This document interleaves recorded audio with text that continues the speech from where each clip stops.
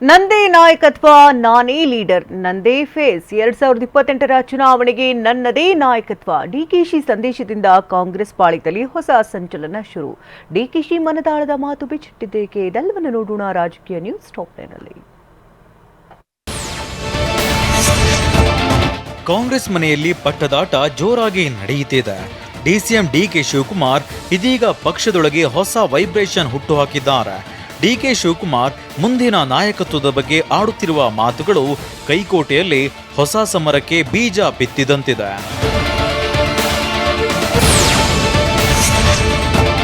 ಕೆಲ ದಿನಗಳ ಹಿಂದೆ ಸಿದ್ದರಾಮಯ್ಯ ಅತ್ಯಾಪ್ತರು ಮುಂದಿನ ದಿನಗಳಲ್ಲೂ ಸಿದ್ದರಾಮಯ್ಯ ಕಾಂಗ್ರೆಸ್ಗೆ ಅನಿವಾರ್ಯ ಅಂತ ಹೇಳಿದ್ರು.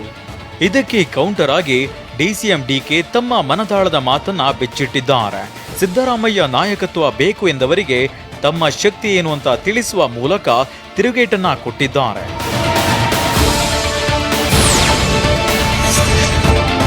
ನಾಲ್ಕು ಬಾರಿ ಮುಂದಿನ ಚುನಾವಣಾ ನಾಯಕತ್ವದ ಬಗ್ಗೆ ಮಾತನಾಡಿರುವ ಡಿಕೆ ಶಿವಕುಮಾರ್, ನಂಗೆ ಫೇಸ್ ಇದೆ, ವೈಬ್ರೇಷನ್ ಇದೆ, ಬೇರೆ ರಾಜ್ಯಗಳಿಗೂ ನನ್ನ ಕರೀತಾರೆ ಅಂತ ಚಿಟಿಕೆ ಹೊಡೆದಿದ್ದಾರೆ.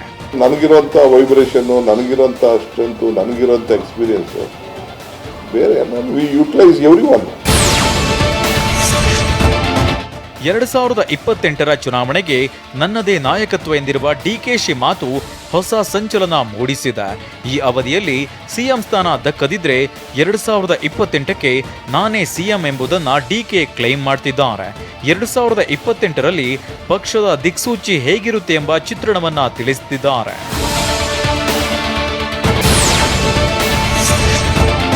ಎರಡು 2028ಕ್ಕೆ ಸಿಎಂ ಸ್ಥಾನಕ್ಕೆ ಕ್ಲೈಮ್ ಮಾಡ್ತಿರೋ ಸತೀಶ್ ಜಾರಕಿಹೊಳಿಗೂ ಈ ಮೂಲಕ ಟಕ್ಕರ್ ಕೊಡ್ತಿದ್ದಾರೆ. ನಾನು ಈಗ ಸಿಎಂ ಆಗದಿದ್ರೆ ಮುಂದೆ ನಾನೇ ಸಿಎಂ ಆಗ್ತೀನಿ ಅನ್ನೋ ಮೆಸೇಜ್ ಕೊಡ್ತಿದ್ದಾರೆ. ಪಕ್ಷದಲ್ಲಿ ಇಷ್ಟು ವರ್ಷ ಕೆಲಸ ಮಾಡಿದವನಿಗೆ ಅಧಿಕಾರ ಬೇಡವಾ ಅನ್ನೋದು ಡಿಕೆಶಿ ಮಾತಾಗಿದೆ.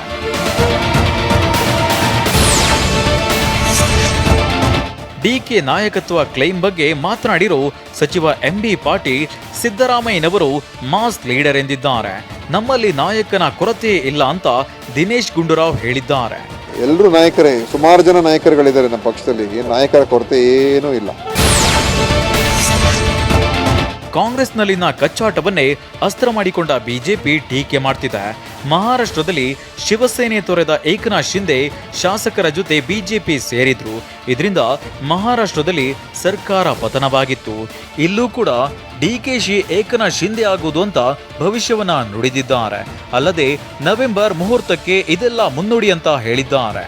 ಕಾಂಗ್ರೆಸ್ ಅಲ್ಲಿ ಇರುವಂತ ಈ ಗುಂಪುಗಾರಿಕೆ, ಖರ್ಗೆ ಅವರ ಹೇಳಿಕೆ ಆದ್ಮೇಲೂ ಕೂಡ ಆಲ್ ಇಂಡಿಯಾ ಲೆವೆಲಲ್ಲೇ ಈ ಥರ ಸಂಘರ್ಷಗಳು ಬರ್ತಾ ಇದೆ.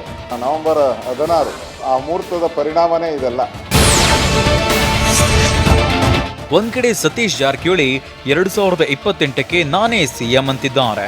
ಮತ್ತೊಂದು ಕಡೆ ಡಿಸಿಎಂ ಡಿಕೆ ಶಿವಕುಮಾರ್ ಕೂಡ ಸಿಎಂ ಕುರ್ಚಿ ಮೇಲೆ ಟವಲ್ ಹಾಕ್ತಿದ್ದಾರೆ. ಈ ನಡುವೆ ನಿನ್ನೆ ಮಾಜಿ ಸಂಸದ ಡಿಕೆ ಸುರೇಶ್ ಸಚಿವ ಸತೀಶ್ ಜಾರಕಿಹೊಳಿ ಅವರನ್ನ ಭೇಟಿ ಮಾಡಿದ್ರು. ಬೆಂಗಳೂರಿನ ಸರ್ಕಾರಿ ನಿವಾಸದಲ್ಲಿ ಭೇಟಿ ಮಾಡಿ ಮಾತುಕತೆ ನಡೆಸಿದ್ದು ಕುತೂಹಲ ಕೆರಳಿಸಿದೆ.